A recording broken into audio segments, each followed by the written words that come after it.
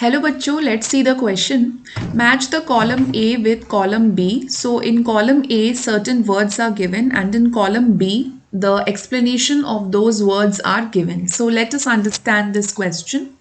So पहला दिया हुआ है emasculation, फिर दिया है allopolyploidy, उसके बाद दिया हुआ है इनब्रीडिंग डिप्रेशन, फिर outcrossing, hybridisation, spontaneous mutation, quarantine और म्यूल। काफ़ी सारी चीज़ें दी हुई हैं, तो एक एक करके समझ लेते हैं। तो सबसे पहला है ईमैस्कुलेशन। अब कॉलम बी में से मैं देखती हूँ कि कौन सा इसमें से सही हो सकता है। तो अगर आप ऑप्शंस में देखें तो ए का सबका 2 दिया हुआ है, A2 A2 A2 A2, यानी कि ए का 2 ही होगा definitely. So second option is removal of anthers from a bisexual flower. So what is a bisexual flower? Bisexual flower means कि वो flower में आपका स्टेमन भी रहेगा, यानी मेल पार्ट भी रहेगा, और जो फीमेल पार्ट रहेगा स्टिग्मा भी रहेगा। So basically filament and anther होगा, एंड जो स्टिग्मा पार्ट होगा ओवरी स्टाइल, ठीक है। बेसिकली ये पूरा पार्ट भी रहेगा, ठीक है। this part, the female part as well as the male part, both will be there, so that is a bisexual flower. So what we have done, we have removed the anthers part, we have removed the male part. So male part as in masculine part, and because we have removed the masculine part, it is known as emasculation, ठीक है। तो जैसे अगर हम nucleus remove करते हैं तो उसको हम कहते हैं इन्यूक्लिएटेड, बिल्कुल उसी तरीके से। सो ए का हो जाएगा सेकेंड। उसके बाद नेक्स्ट आता है एलोपॉलीप्लॉइडी। तो बाकी ऑप्शन में देख लेते हैं, एक में दिया है B6 B6 B6 B4, तो या तो 6 होगा या तो 4। तो 6 में दिया है contains multiple sets of chromosomes derive from different species, ये सही है। तो एलोपॉलीप्लॉइडी नाम से ही आपको समझ आ रहा है, पॉलीप्लॉइडी, पॉली मतलब मैनी और प्लॉइडी का मतलब तो आपको पता ही होगा, यानी कि क्रोमोसोम सेट्स की बात हो रही है यहाँ पर। जैसे अगर डिप्लॉइड हैं तो सेट्स पेयर में होंगे, और अगर हैप्लॉइड है तो सिंगल सेट होगा।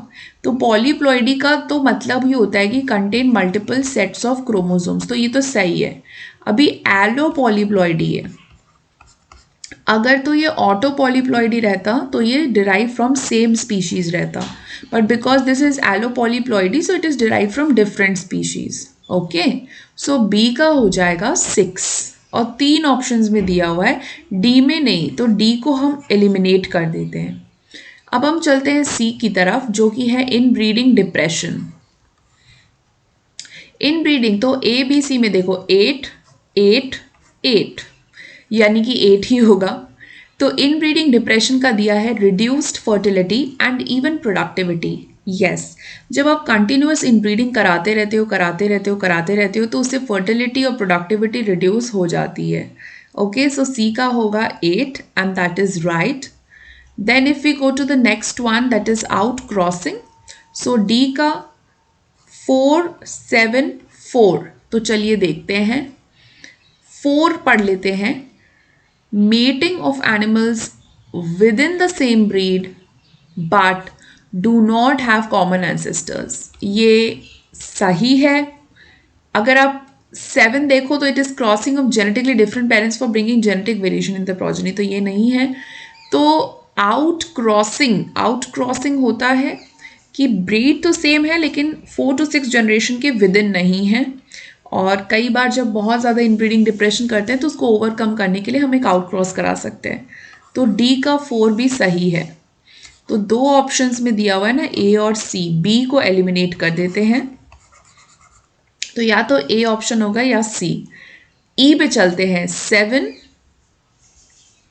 या फर्स्ट। ई है हाइब्रिडाइजेशन। 7th पॉइंट है crossing of genetically different parents for bringing genetic variation in the progeny, ये बिल्कुल सही है, क्योंकि हाइब्रिडाइजेशन का मतलब यही होता है कि जेनेटिकली डिफरेंट पेरेंट्स का क्रॉस करना ताकि उनकी जेनेटिक वेरिएशन बाहर आ सके। तो बिल्कुल सही है, ई का 7 होगा, तो सी एलिमिनेट हो गया। ऑप्शन ए सही होगा, लेकिन let's read other options also, I mean other points also. F का दिया हुआ है 1, एफ है स्पॉन्टेनियस म्यूटेशन, मतलब जो अपने आप अचानक से हो जाता है। तो फर्स्ट में दिया है source of genetic variation occurring in all organisms today, that is right बच्चों। स्पॉन्टेनियस मतलब सडन म्यूटेशन, अपने आप होना। जी का दिया हुआ है 3। सो यस, क्वारंटाइन का क्या मतलब है?